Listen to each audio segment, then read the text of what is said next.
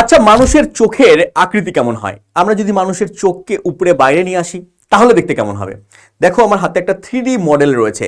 এরকম 3D মডেলের মতো দেখতে মানুষের চোখ হয়। আমরা সামনে থেকে কিন্তু শুধুমাত্র এই পার্টটা দেখতে পাই। এবার এই চোখকে যদি আমরা আড়াআড়িভাবে কাটি তাহলে এরকম আমরা চিত্র কিন্তু দেখতে পাবো।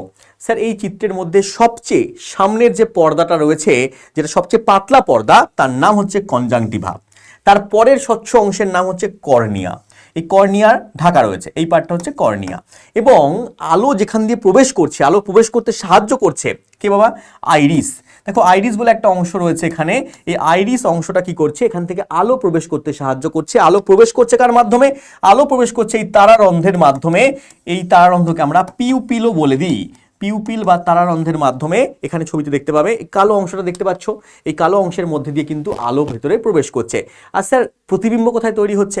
প্রতিবিম্ব তৈরি হচ্ছে ঠিক পিছন দিকে, আমাদের রেটিনা রয়েছে, রেটিনার উপরে প্রতিবিম্ব তৈরি হচ্ছে। স্যার, প্রতিবিম্ব কেমন হয়? স্যার, প্রতিবিম্ব দেখে নাও, মানুষের চোখের রেটিনায় যে প্রতিবিম্ব তৈরি হয় সেটা কিন্তু আমাদের উল্টো প্রতিবিম্ব তৈরি হচ্ছে এবং আকারে ছোট হচ্ছে।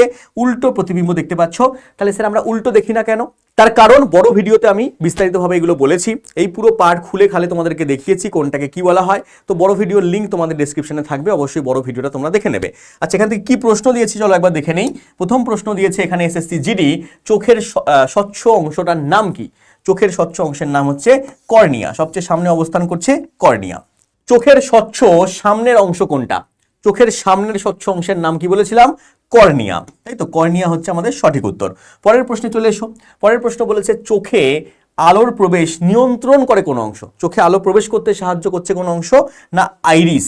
আইরিস হচ্ছে ছোট বড় করে আমাদের চোখের মধ্যে আলো প্রবেশ হচ্ছে আমাদের চোখের তারারন্ধ্রের মাধ্যমে। পরের প্রশ্ন, চোখের কালো অংশকে কি বলে? চোখের যে কালো অংশটা বললাম যার মধ্যে দিয়ে আলো প্রবেশ করছে তাকে আমরা বলছি পিউপিল বা তারারন্ধ্র। পরের প্রশ্নে চলে এসো। বলেছি চোখের লেন্স কেমন প্রকৃতির হয়? চোখের লেন্স কেমন প্রকৃতির হয় বড় ভিডিওতে বলেছি, অবশ্যই বড় ভিডিও দেখে নাও এবং কোশ্চেনের উত্তর কমেন্ট বক্সের মধ্যে দাও।